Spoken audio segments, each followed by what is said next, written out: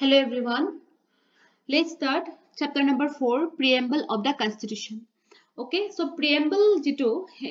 prothomate kunkhon country start korisile. American Constitution was the first to begin with a preamble. Itu mot rakhiba America prothom preambular concept to anisile. So the term preamble refers to the introduction or preface to the Constitution. A preamble number word to meaning ki asolote. Introduction of the Constitution. Ami Constitution khonar ki ase mainly mane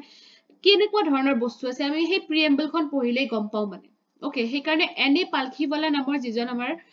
constitutional expert আছে তেখেতে কি কৈছে preamble is the identity card of the constitution যে প্ৰিএম্বলখন আমাৰ constitution খনৰ এখন identity card হয় যেনেকুৱা আমাৰ আইডেন্টিটি কাৰ্ডত কি লিখা থাকে নামটো লিখা থাকে এড্ৰেছ লিখা থাকে ডেট অফ বাৰ্থ লিখা থাকে ন সো হেনেকে মেইন কথাখিনি লিখা থাকে সেই কনস্টিটিউশনখনৰ বিষয়ে The preamble to the Indian Constitution is based on the objectives resolution drafted and moved by Pandit Nehru. So, sir, ami here pohisilo. Constituent Assembly number 0 chapter tate ami objective resolution boli eta word paisilo. It's to be amar Pandit Nehru draft korisile. Aru etwe hekhot goi amar India Constitution karone preamble hoi gol. আৰু প্ৰিএম্বল খন আমাৰ এবাৰ এমেন্ড হৈছে 42nd constitutional amendment act 1976 ত হৈছে এটো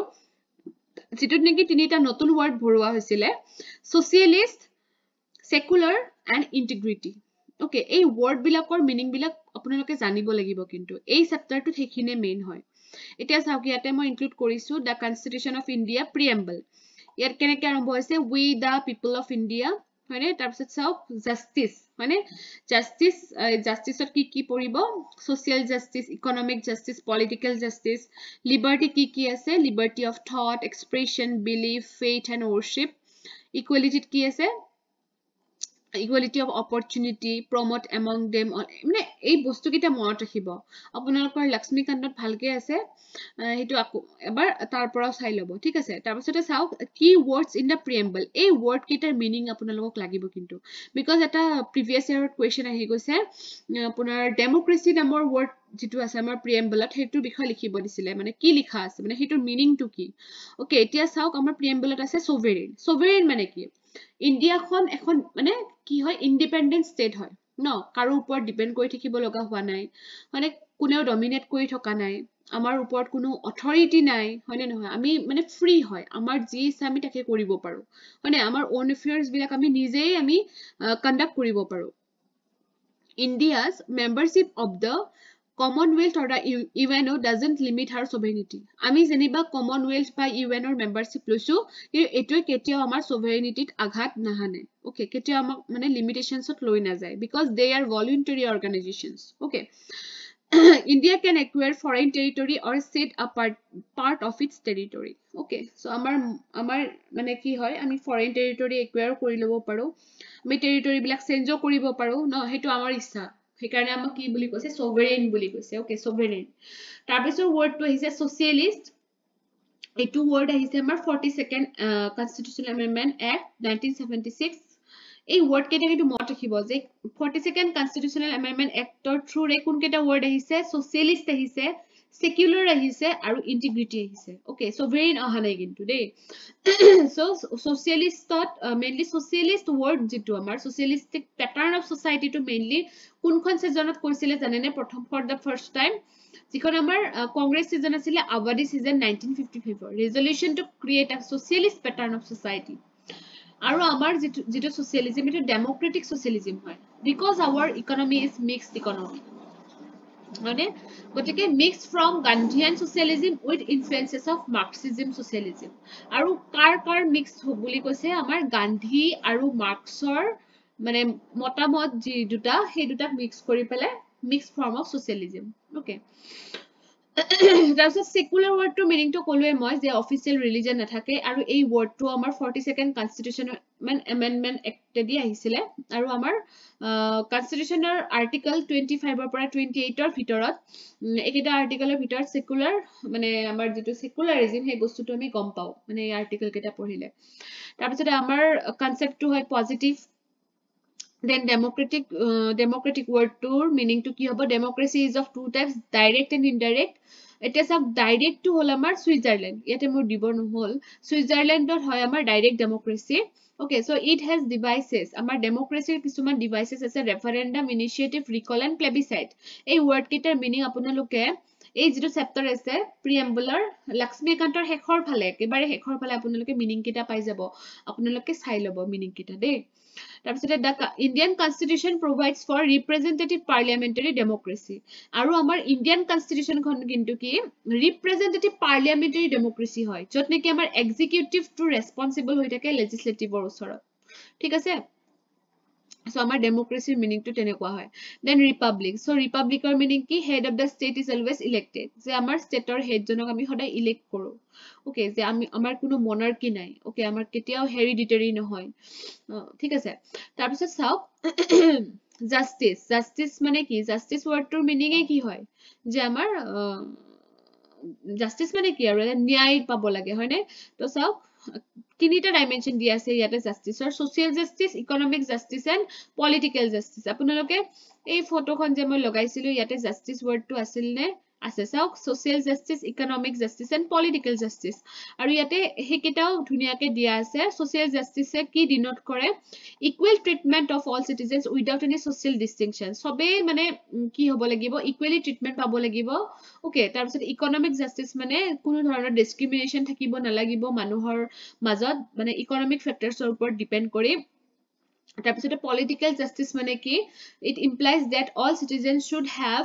equal political rights sobore political rights bilak same thakibo lage jeneko dhorok voting right eta hoyne hetu amar political right hoy next word is liberty mane hokolo jane mukto hoi joa hoyne so liberty means the absence of restraints amar uporot kuno badha nai okay so on the activities of individuals okay liberty of thought expression belief faith worship ebilak ki hoy amar liberty hoy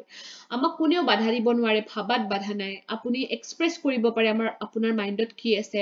apunar ki belief hoyne apuni ki worship kore ebilak apunar liberty hoy okay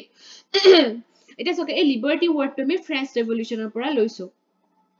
then equality absence of special privileges to any section of the society কোনো special privilege না থাকে সবকে equally treatment কৰে no তো সব equality to তিনিটা আছে civic political and economic equality